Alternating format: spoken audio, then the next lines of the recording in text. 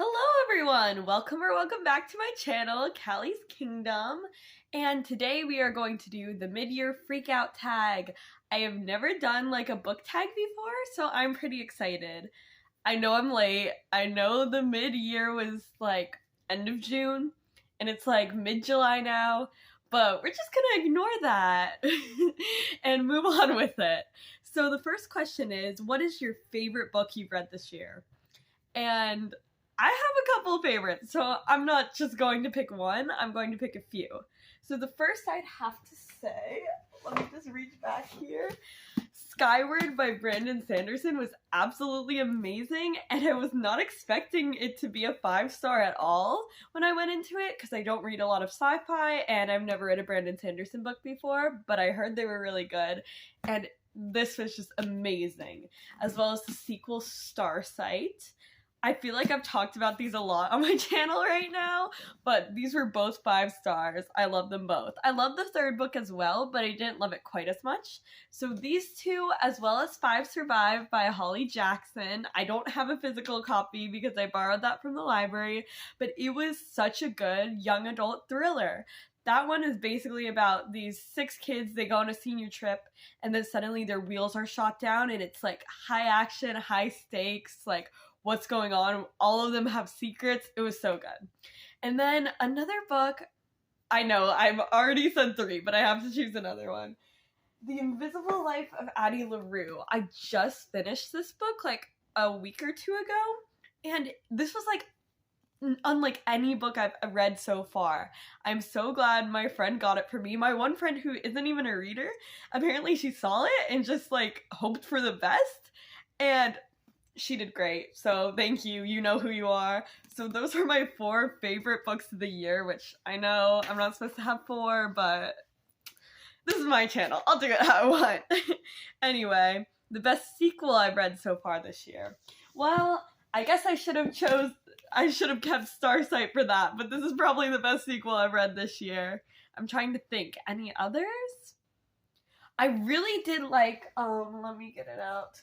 The Hawthorne Legacy, which is the sequel to the Inheritance games as well. This was a 5-star for me. The first one was like 4.75. It was a fun time, but this was my favorite book out of all the series. And series kind of blur together, like since I read them one after another, I forget exactly what happened in which one, but I just remember finishing this book and like being so like excited and giddy and like, this is so good. And I got my mom to read the first book, and I've been trying to get her to read the second book, so we'll see. But anyway, new release I haven't read yet, but I want to. This is where I should have thought of things more before the video. I know. I have Lying in the Deep. I just saw this at my Target the other week, and it's a young adult murder mystery that takes place on a cruise ship. So I want to read this. I think this is a new release since I just saw it in Target, and I didn't see it beforehand. Yep, copyright 2023. So, but I'm saving this for when my family goes on a cruise ship, which might be a little bit scary, but I think it's just perfect to read like a nice little thriller on a cruise ship. Maybe when I'm on the beach, I'll just be sitting there reading, which kind of isn't normally the vibe you'd go for when you're on a beach vacation, but I'm excited to read this book. Most anticipated release for the second half of the year. I have a lot. So first of all, Defiance, which is the 4th book in the Skyward series, and I think it wraps it up. I thought it was a trilogy when I first started, so I thought all the books were out, because obviously I have the book Cytonic, which is the 3rd book. But it's not, and I will be waiting until November desperately. And then there's one that comes out at the end of July. I read House of Salt and Sorrows, which I have over here at the beginning of last year, and it was one of my favorite reads all year. I loved it, and then I let my friend borrow it, and she loved it, and I actually heard about this from my other friend, and she also loved it. It's like a dark fantasy. It kind of has horror-ish elements, but like I don't watch horror movies, and I loved this. So good. And there's a young sister named Verity in this one, and then years later, this like sort of sequel, it's kind of a companion novel called House of Roots and Ruins takes place. And that comes out at the end of July. So I really want to read that as well.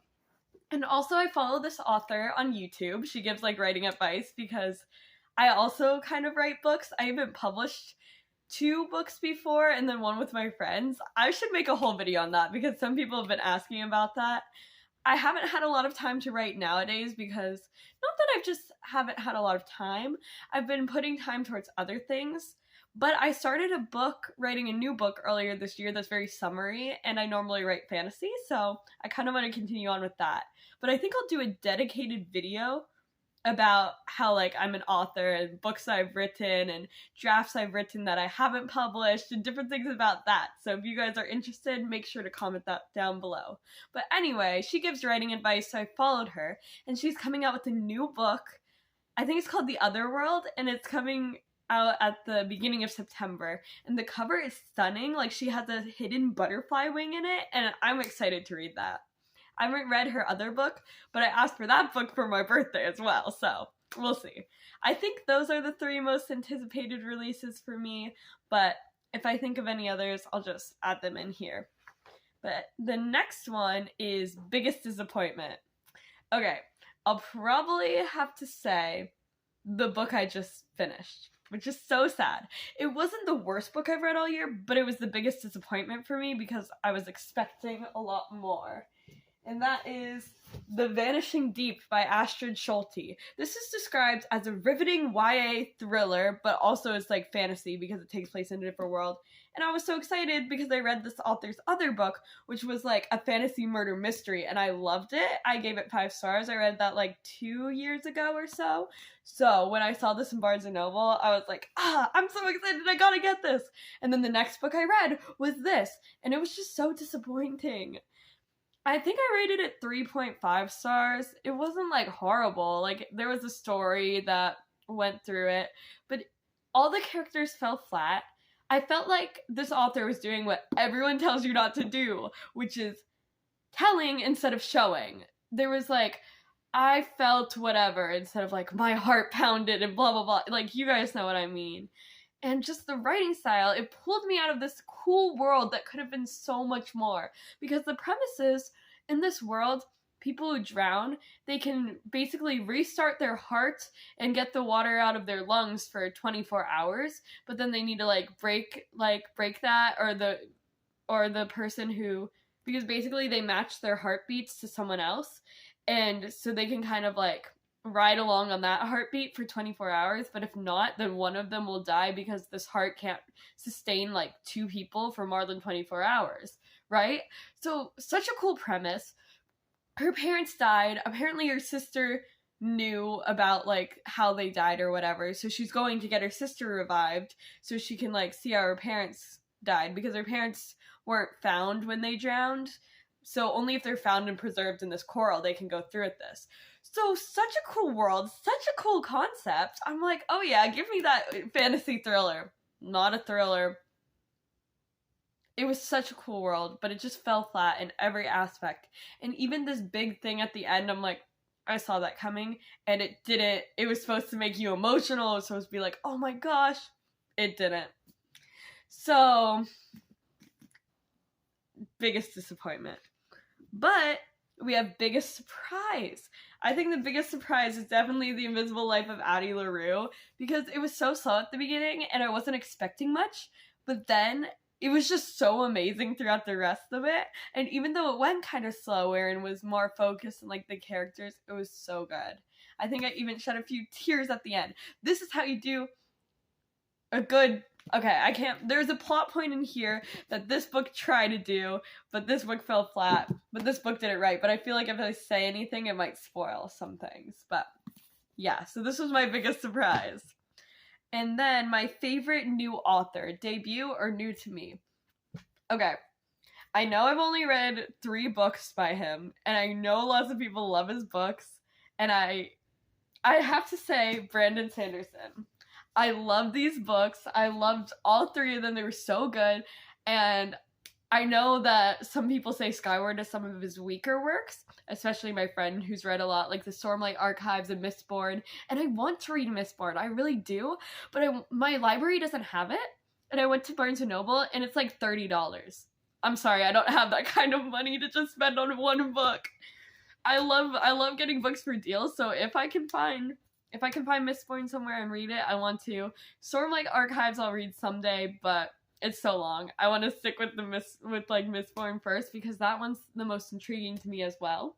So I'd say Brandon Sanderson, mostly because I haven't read like a bunch of books by the same author this year.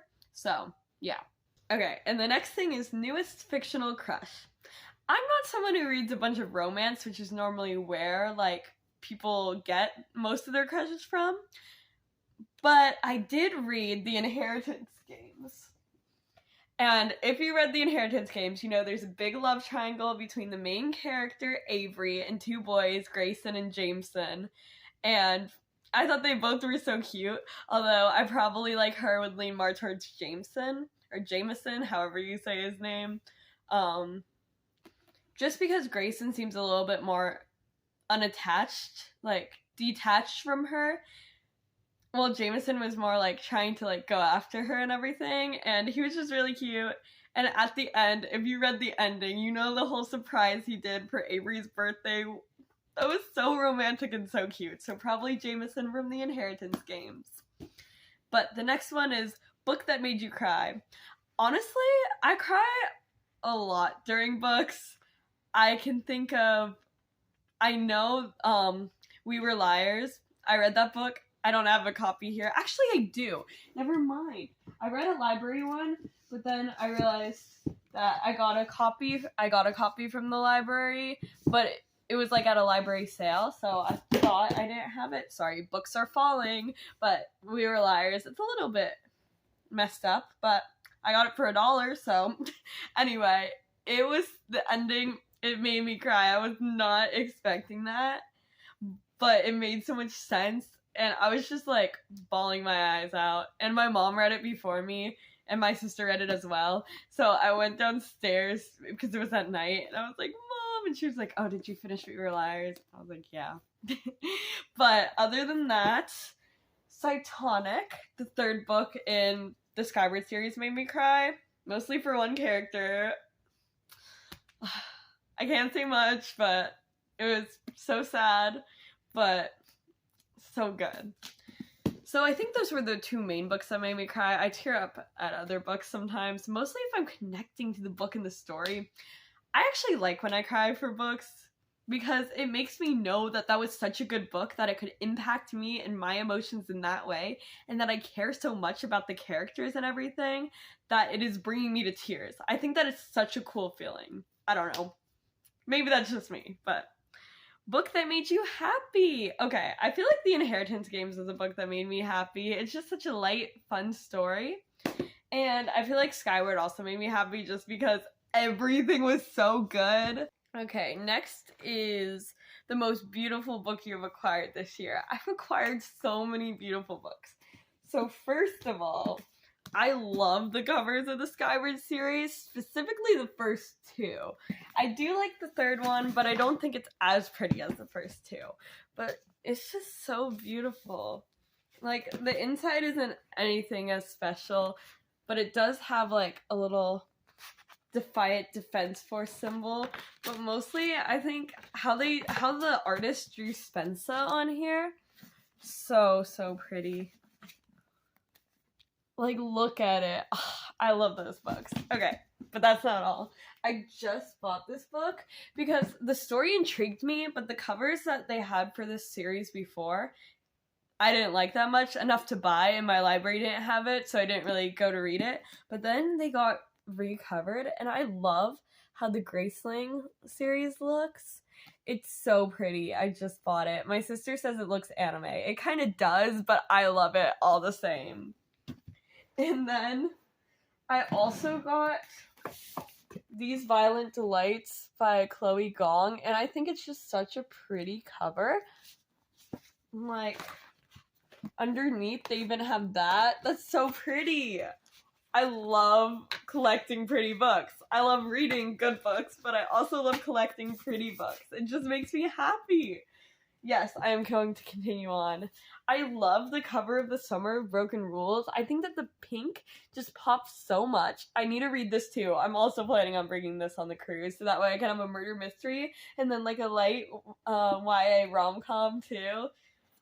I love this cover. One more. And then also the Gilded Cage. Look at that. It's so pretty. Does it have anything underneath? No. Nothing fancy underneath the dust jacket, but the dust jacket itself is so pretty. I love it. Okay, I know that was a lot of pretty books, but I love them all. Okay, and then the next one is... Oh my gosh, I totally skipped over newest favorite character. I really enjoyed Spensa from Skyward. I know. You guys are probably done with me talking about Skyward, but I love this book. I highly recommend. And I also loved Mbot from Skyward.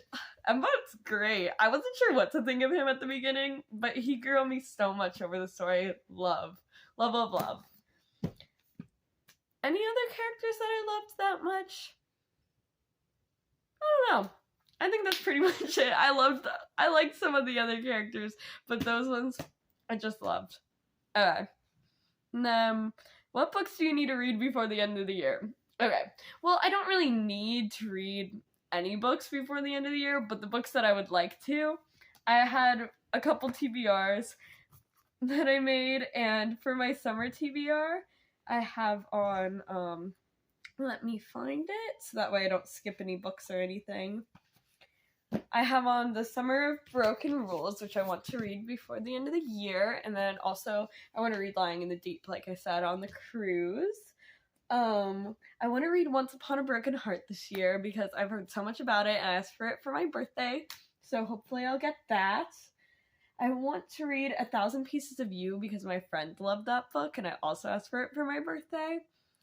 I want to read, obviously, the ones that I said are coming out. So, like, A House of Roots and Ruins, Defiant, and then The Other World. I want to read those. And I probably should read Rule of Wolves because it's been on my TBR so long. And I've had it so long. And I like The World, just the first book wasn't the best for me in this, like, series. But I want to read this. But yeah. There's a couple other books that I want to read, but I'll leave it with those.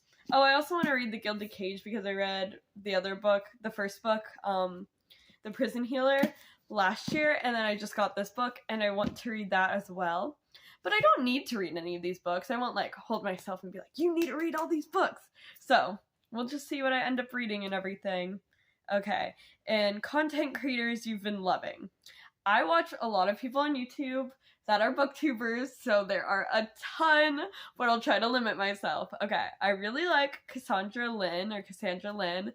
I love how she, like, draws out the maps in hers. It makes me inspired to draw out maps from, like, fantasy worlds, and all of her vlogs are, like, so aesthetic, and she reads a lot of the same types of books that I read, like fantasy and everything. And she also really loves Brandon Sanderson and everything, so she inspires me more to try and read more of those books.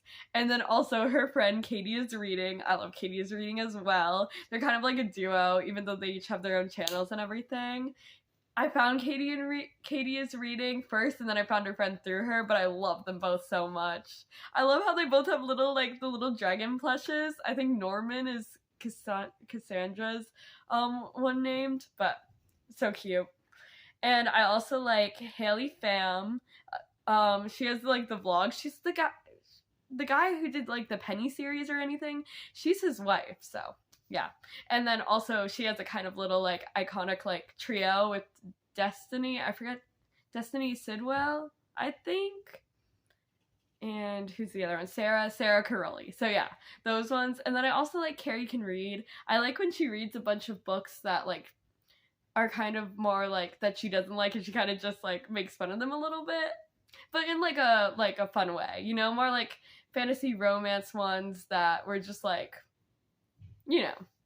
And then I also like Olivia Reads a Latte. I like how she does like long, like hour-long vlogs, and I can put them on in the background while I'm doing something else. It's so fun. So yeah, that was a lot. But you should check out all of them because they inspire me so much to keep creating videos and posting them.